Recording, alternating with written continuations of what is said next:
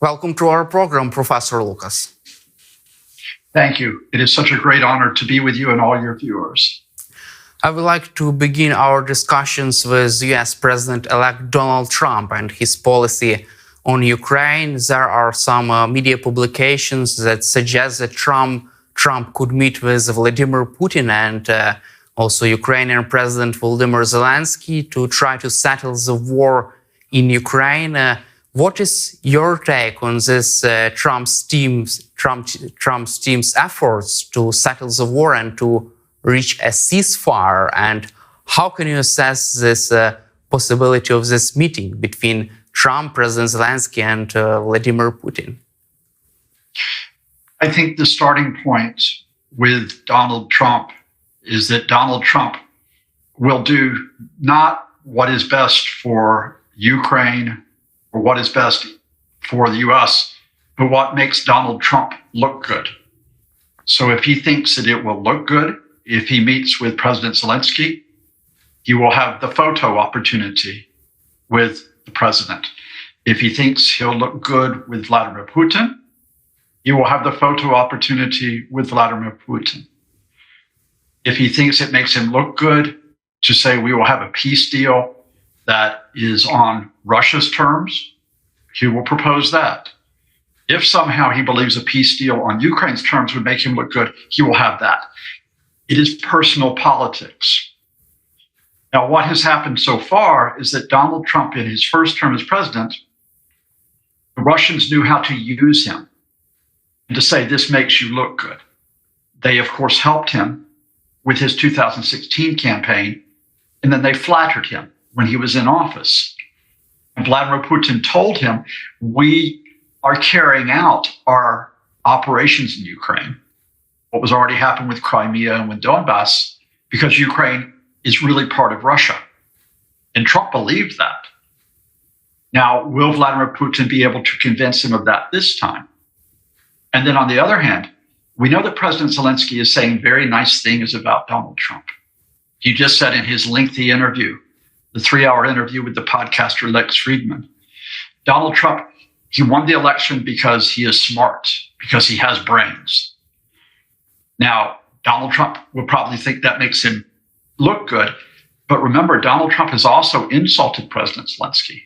He has accused President Zelensky of being a salesman who has ripped off billions of dollars from the United States, something that the president also spoke about in his interview when he talked about how Ukraine is using the money for weapons and how the corruption is not with Ukraine, but with others. So I cannot predict what Trump will do, but I would say that up to this point, we have seen a Trump which has always been flattered by Russia. They will try to do that again. And so there is a real risk that when he says peace talks, he will support the Kremlin's lines of peace talks, which mean handing over Ukraine, 27% of Ukraine, to Moscow, and trying to have that recognized by the international community. Do you feel that now we face a big battle for Donald Trump's attitude? There is a big battle and big fight between Ukraine, Russia for Donald Trump's stance on this war, on Donald Trump's view of how should the wars should be settled. Yes, this is a battle between Ukraine and Russia with Donald Trump's position, but it is not just about Donald Trump. It's also about the officials in the Trump administration. His national security advisor, who is a representative, Mike Pence, his secretary of state, who is a senator, Marco Rubio, whoever head of his defense department will be, whether it is Pete Hegseth, the TV personality, or someone else. Can you influence those officials? Can you influence the members of Congress? And of course, it's the members of Congress who were vital last April in passing the bill that authorized $61 billion in military aid that is still being dispensed to Ukraine. So Trump is important, and it's important how there is a contest to get him on your side, but it is also a contest which is beyond Trump within his administration, within Congress, and even amongst leaders at the state level in the United States. The more people you have supporting Kyiv, the better. And what is your assessment of the position of Trump's future special envoy on Ukraine and Russia, former General Kit Kellogg? He condemned Russia's air attack on Ukraine during Christmas, and it seems like he is not really has a favorable stance on Russia.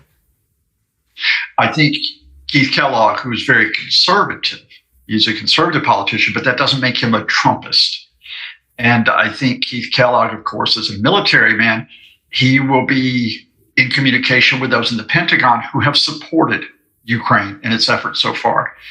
I cannot predict this for sure, but I think Keith Kellogg has been one of the officials behind this report of a proposal from the Trump team, not from Trump, which says, okay, we want to get talks between Ukraine and Russia in which Ukraine will make a promise to not join NATO for 20 years. But on the other hand, Ukraine will still be able to get weapons from the West. It will have effectively a security guarantee, and there will be European peacekeepers help enforce that ceasefire, that guarantee. That strikes me as being something that comes from Kellogg, not from Trump. Now, of course, Ukraine, I think, will not want to give up its hopes of joining NATO. In fact, I think President Zelensky has almost put that as a condition for talks. But at least that assurance that the West will not completely step away from Ukraine, I think that would be something positive from Keith Kellogg, even if we don't get that necessarily from President Trump.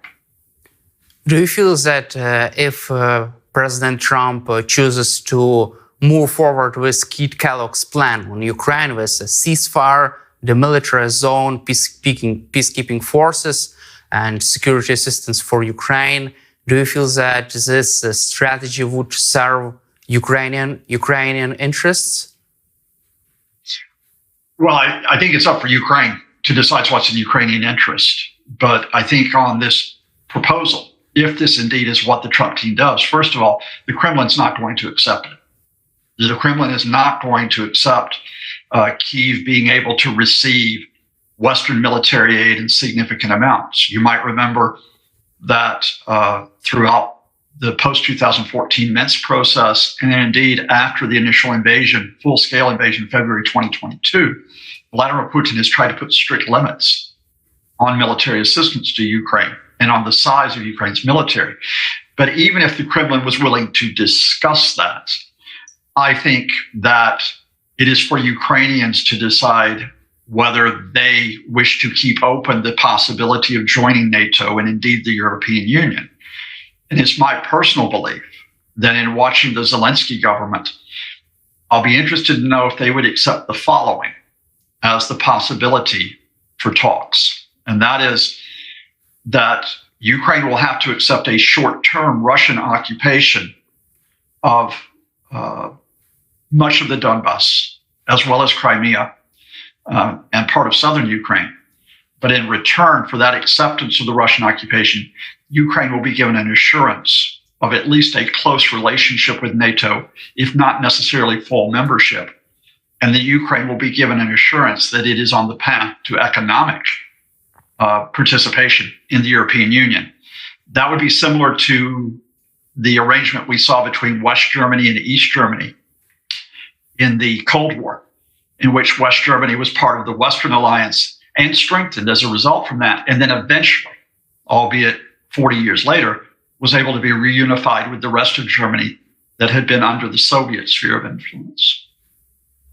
But you don't believe that Vladimir Putin would agree with such a plan, with a ceasefire, with a demilitarized zone, with also security guarantees of providing Ukraine with security assistance? You believe that Kremlin will not agree with such proposal? While Vladimir Putin thinks that he can break the support for Ukraine, whether that be by breaking American support for Ukraine, by breaking European support for Ukraine, or international support for Ukraine, he will still think he can conquer Ukraine. So no, he will not accept those elements in talks. But that raises the question, can you change the situation where Putin realizes that he cannot break international support for Ukraine. So, for example, if Ukraine continues to hold part of Russia, the Kursk region, and we know there today, as I speak to you, reports that there is a renewed Ukrainian offensive in Kursk. If Russia faces intense economic pressure, so not only the current sanctions, but additional sanctions, and if the Russian economy runs into problems, it already has issues regarding inflation, it has issues regarding interest rates already. If Russia continues to face a restriction on its sales of oil, and if Russia faces international isolation, then does Putin rethink his calculus? So in other words, the question here is not will Putin accept the negotiations as they are today, but what can be done in support of Ukraine where Putin may accept what is in Ukraine's best interest next month or later this year. And what do you personally expect from this talks between U.S. President-elect Donald Trump and Ukrainian President Volodymyr Zelensky? In his latest interview podcast with Lex Friedman, he said that he would meet with Donald Trump and will try to create a plan, to prepare a plan on how Ukraine and the United States can stop Vladimir Putin. How could this plan look like? Well, you do two things. First of all, you flatter Donald Trump and you give him his photo opportunity. And then the plan that you talk about, you don't develop the plan with Donald Trump. Donald Trump doesn't think that way. He doesn't think in terms of details like plans. You develop that plan with Trump's advisors and with others who are linked with Trump's advisors. You develop it in connection with NATO. You develop it with European states. And I return to what I mentioned a few minutes ago.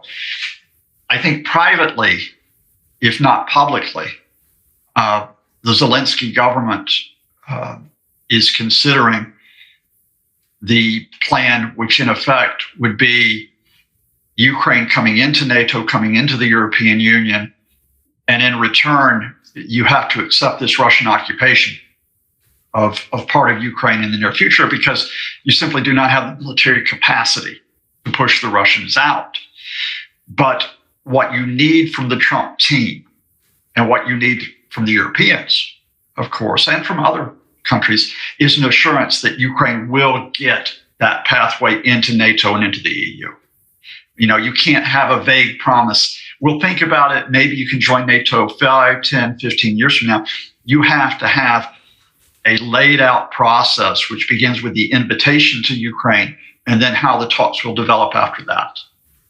And I think if that could be arranged with Trump's team, if you have that assurance of Ukraine coming under NATO's umbrella, which is what the Baltic states want, it's what Poland wants, I believe it's probably what the Czech Republic wants.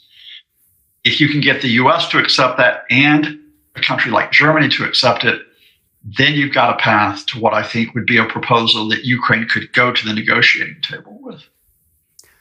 French President Emmanuel Macron says that Ukraine should conduct realistic discussions about the Ukrainian territory in the context of negotiations with Russia. What does the statement from French leader indicate from your perspective?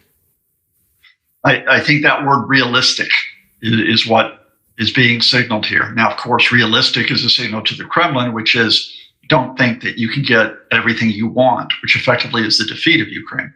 But I think that signal realistic is a signal to Kyiv, which is like, you know, the idea that you could get all of your goals just isn't possible at this point. And so again, although the French have not laid this out in detail and they won't, what I would suggest is, look, realistic is what President Zelensky has already said about Crimea, which is that the position of Crimea has to be resolved through political and diplomatic means. It cannot be resolved through on the battlefield.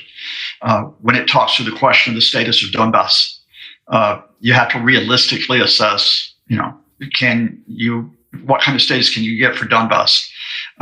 You have to realistically assess who is going to provide the security guarantees for Ukraine. And of course, in the French context, what is significant is is that President Macron has been out front in suggesting that European troops could be part of an arrangement to give those security guarantees.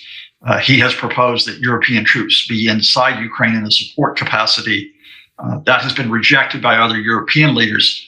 And so I think Macron is signaling with realistic. He's also signaling to other European leaders, well, what is realistic going to look like to make sure that Ukraine not only gets a settlement, but it gets a settlement that is not overthrown by Putin with a renewed invasion. Do you feel that there is a possibility of the ceasefire deal without a NATO element? Because it seems like Kremlin will not agree with Ukraine's pathway to membership in NATO. Or Russia's foreign minister Sergei Lavrov said that Kremlin will not support even banning Ukraine from joining NATO for 20 or 30 years. Do you feel that Ukraine could be provided with non-NATO security guarantees from the United States to move forward with a ceasefire deal? Again, I think it'd be up to President Zelensky or a member of his government to spell this out, but I would suggest that the minimum that Kyiv would have to have is an assurance, and this would be a formal part of any deal in which certain countries would provide the security guarantee. I think the U.S. would have to be one of them, given its military standing. I think designated European countries would have to be part of this. And it probably couldn't just be Eastern European countries. You would need at least one of the major Western European countries, say, for example, the French, providing the guarantees. That might be a way of getting the guarantees without using the word NATO in an agreement. But no, at the very minimum, you would have to have several countries who would be the guarantors of this agreement. And as part of that guarantee, they would have to say that in the event of a renewed Russian invasion, Russian assault, that they would come to the assistance, the military assistance of Ukraine. Do you mean military deployment to Ukraine in case of another invasion? I think that's a really interesting question. I think at the very minimum, of course, what it means is it would be the sustained military aid. And we're not just talking about the step-by-step military aid of the past almost 3 years. We're talking about the assurances of air power, the assurances of long-range missiles. Of a no-fly zone. And a no-fly zone. Absolutely right. And I think, those steps that Ukraine were asking for back in 2022, they would be part of the agreement that would, pertain for 2025. I think if Ukraine got that, then you wouldn't necessarily be looking at a guarantee which says then European or U.S. forces would come into Ukraine. Because for certain European countries, especially the Germans, and for the U.S., there's that worry that if those U.S. or European forces step foot inside Ukraine, it gives Vladimir Putin the pretext to expand the war, not just to attack Ukraine, but to attack other countries as well. From your perspective, is there a chance that the United States under Trump's administration could also provide such strong security guarantees with obligations of a no-fly zone, of air power in case of another attack? Because U.S. President-elect Donald Trump says that U.S. boots on the ground in Ukraine is a non-starter for new administration. I think if you were to map this out, you're not talking about U.S. forces inside Ukraine, because U.S. public opinion, after the disaster of Iraq more than 20 years ago, has been really averse to U.S. troops being deployed overseas in that type of capacity. I think you're talking about European forces that could be inside Ukraine in a support capacity, with the Americans providing advice, providing logistics advice, providing intelligence advice, providing the advice on aerial operations that would constitute, for example, the no-fly zone. That could be the type of arrangement that would be like the operational side of that security guarantee, that diplomatic security guarantee in any settlement. But do you feel that the United States could become a member of this, a part of the security guarantee deal, and could provide Ukraine with such guarantees which would guarantee, for example, providing air power in Ukraine in case of another attack? Or you think that Trump will decline this point, will not support any kind of strong military obligations for Ukraine. And that will be the battle within the Trump administration. And, that because of Donald Trump's personality, and I understand this, we always think, what will Trump do? What will Trump do? But again, remember, Donald Trump he's not a policy guy. He's not an operations guy. He's a publicity guy. So the question here is, who are the advisors who are part of these discussions on what the U.S. role would be? Would it be the vice president, J.D. Vance, who also has been very hostile to assistance for Ukraine? On the other hand, would it be a Keith Kellogg, Trump's envoy for Ukraine, who's been much more supportive of assistance to Ukraine? Would it be Mike Wentz, the national security advisor, again, much more supportive of assistance to Ukraine in the past? Would it be Marco Rubio, the Secretary of State, who has changed his position somewhat, but who at least started off supporting Ukraine's resistance against Russia? In other words, you have got like a layered question here involving the State Department, the Defense Department, the U.S. Treasury, the National Security Council. And Ukrainian officials know this. They'll know that while they flatter Trump, it's getting to those officials who are discussing policy where you're going to get the big results. And I would have to say to you that you cannot make an easy prediction here, because the Trump administration does not proceed in a logical, rational manner because of the nature of Trump. It can often be chaotic, and you just have to keep pushing and pushing with those officials to remind them what is at stake here, what is at stake not only for Ukraine, but for U.S. security. And then you have a chance. Then you have a chance to get those guarantees where the U.S. joins European countries and joins the international community in trying to provide the assurances against a renewed Russian invasion. Thank you, Professor Lucas, for your time and for your support for Ukraine, and glory to Ukraine. Thank you and your viewers. Forgive my accent, but Slava Ukraini. Героям слава. Thank you very much.